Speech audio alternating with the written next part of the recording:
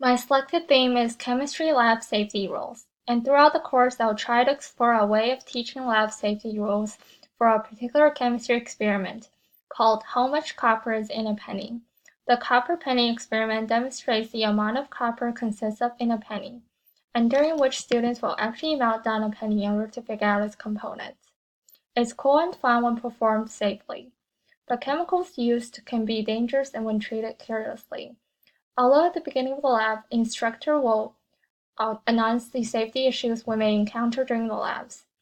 These rules later will often be forgotten as the students get more distracted by the complex lab procedure. My goal is to find an entertaining and efficient way of teaching students about lab safety. For example, if I can make a lab manual using animations such as this.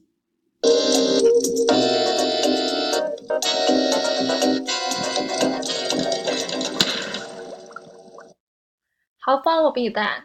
That way I can guide students through the necessary procedures and demonstrate the potential danger along it, so they can truly absorb the lab safety rules and enjoy the lab.